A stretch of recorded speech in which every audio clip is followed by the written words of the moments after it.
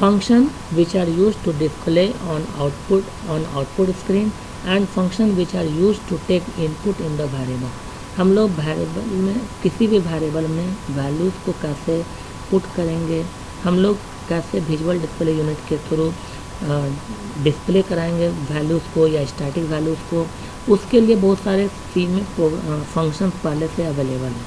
जैसे कि यहाँ पर एक फंक्शन है पुट सी, ये फंक्शन है जो कि आउटपुट के लिए इस्तेमाल होता है। Putc, putchar, puts and printer. ज़्यादातर प्रोग्रामिंग लैंग्वेजेस में सी के प्रोग्राम्स में हम लोग प्रिंटफ इस्तेमाल करते हैं। ये जो तीनों जो है putc, putchar, puts, ये तीनों का इस्तेमाल हम लोग बहुत ही रेयर कंडीशंस में करते हैं। फंक्शंस यूज्ड फॉर इनपुट, हम लोग इनपुट गेट्स का इस्तेमाल हम लोग तभी करते हैं जबकि हमको स्ट्रीम ऑफ कैरेक्टर को हम लोग को वेरिएबल में पुट कराना है। स्कैनफ का इस्तेमाल हम लोग मैक्सिमम करते हैं। किसी जितने भी प्रोग्राम्स आप देखोगे आगे में बना हुआ सी का, वो सारे में स्कैनफ का यूज होता है होगा। C program to use puts function को हम लोग कैसे यूज करते हैं सी प्रोग्रामिंग में।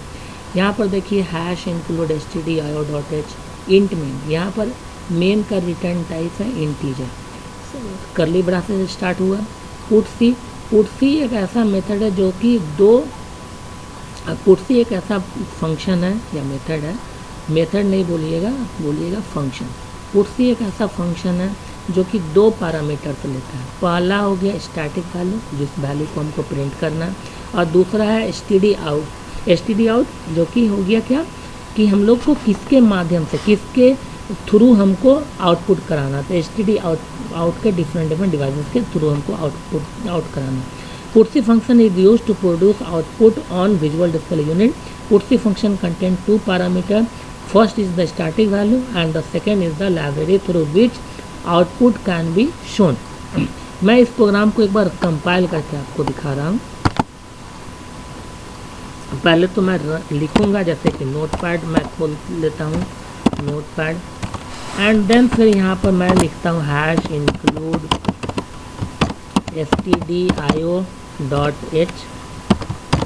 देन मैं लिखता हूँ इंट मेन, देन ये मेन का bracket close open and close हुआ, then curly bracket open and curly bracket close. ये बेस्ट तरीका होता है लिखने का। जैसे ही आप कोई भी ब्रैकेट खोलिएगा वैसे ही उस ब्रैकेट को क्लोज भी करिए, सो डैट कि आपके प्रोग्रामिंग में एरर आने का जो चांसेस है वो कम से कम हो जाए। रिड्यूस करने का यह तरीका होता है। अब यहाँ पर विजिबिलिटी के लिए, अच्छा दिखने के लिए, मैं यहाँ पर टैब बटन यूज़ करूँगा। ये टैब बटन यूज़ करके आप काम करिएगा तो आपको प्रोग्राम का फ्लो समझने में ज़्यादा आसान होता है। पुटसी ये फंक्शन हो गया जो कि है कैरेक्टर को डिस्प्ले करने के लिए। यहाँ इस पुटसी का मैं ओपन ब्रैकेट करता हूँ और क्लोज ब्रैकेट करता हूँ।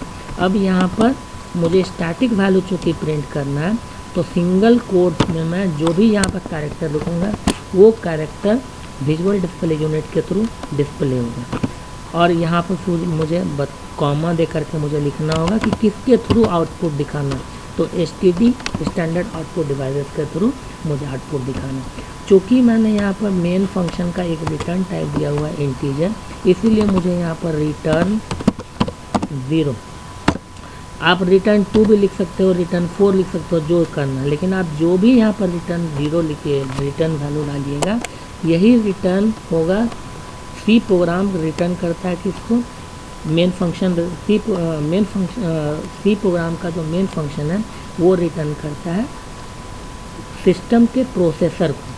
तो 0 जो है ये वैल्यू रिटर्न होगा सिस्टम के प्रोसेसर को। अब मैं इस प्रोग्राम को सेव करूँगा, कंट्रोल-S मैं दबाता हूँ। मैं सेव करने के लिए यहाँ पर मेरे जो सिस्टम है इसमें सी ड्राइव में मैंने एक फ़ोल्डर ही बनाया हुआ प्रोग्रामिंग ऑफ सी, और इसके अंदर मैं यूट्यूब, ये चूँकि यूट्यूब चैनल पर मैं इसको डालूँगा तो यूट्यूब के अंदर में मैं यहाँ पर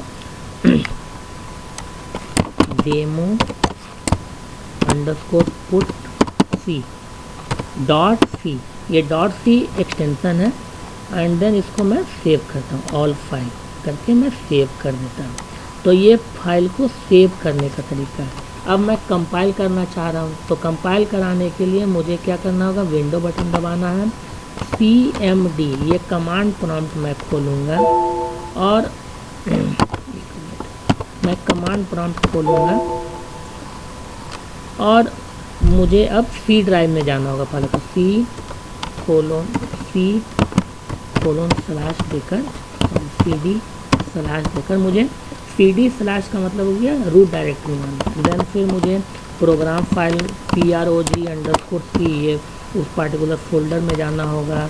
देन CD का मतलब होता है चेंज डायरेक्टरी। देन फिर मुझे यहाँ पर मैं चेक भी कर सकता हूँ, dir चेक कर लेता हूँ। देखिए मुझे YouTube_class ये फोल्डर में मुझे जाना है, तो आप लिखिएगा CD U_tube_class। देन अब आप जाइए, फिर यहाँ पर चेक करिए आप, मेरे पास में देखिए 2 फोल्डर बने हुए हैं, 1 क्लास एंड 2nd क्लास। तो मैं 2_class में मैं जाता हूँ, CD 2_class। अब मैं कंपाइल करूँगा इस पार्टिकुलर सी का जो प्रोग्राम है, इसको कंपाइल करने के लिए BCC32 ये हो गया कंपाइलर का नाम। देन फाइल का नाम demo_putc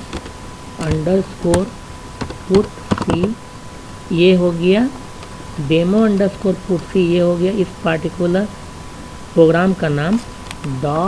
.c ये उस फाइल का एक्सटेंशन, ये लिखना ज़रूरी है। देन आप इंटर दबाइएगा, तो फिर मेरा प्रोग्राम सक्सेसफुली कंपाइल किया।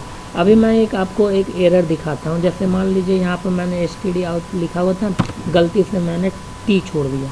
अब मैं इसको सेव करता हूँ, अब फिर से मैं एक बार कंपाइल करता हूँ, तो देखिएगा इस बार मेरा कंपाइलेशन एरर आ जाएगा। देखिए यहाँ पर कंपाइलेशन एरर आ रहा है, अनडिफाइंड सिंबल stdou। यहाँ पर लाइन नंबर भी दिखाएगा आप, या तो लाइन नंबर में प्रॉब्लम है, या फिर लाइन नंबर के ऊपर वाला लाइन में, या फिर लाइन नंबर के नीचे वाला लाइन में प्रॉब्लम होते हैं। तो आप यहाँ पर मुझे चूँकि चौथा नंबर लाइन है, जैसे कि यहाँ पर देखिए 1 है, ये 2nd नंबर, ये 3rd नंबर, ये 4th नंबर, तो 4th नंबर में यहाँ पर मैं T लगा देता हूँ और फिर से मैं सेव करता हूँ उस फाइल को और फिर से मैं कंपाइल करता हूँ। तो ये मेरा कंपाइलेशन हो गया। अब मुझे इस फाइल को रन करना, इस प्रोग्राम को रन करना। तो रन करने के लिए आपको सिर्फ लिखना है प्रोग्राम का नाम demo_putc। अब आप इंटर दबाइएगा, तो इस प्रोग्राम का जो आउटपुट है, यहाँ पर देखिए R मैंने लिखा हुआ था, इसलिए यहाँ पर R इसका आउटपुट दिखा रहा है। तो ये इस तरफ से मैंने ये putc फंक्शन को यूज करके मैंने यहाँ पर पहला प्रोग्राम बनाया।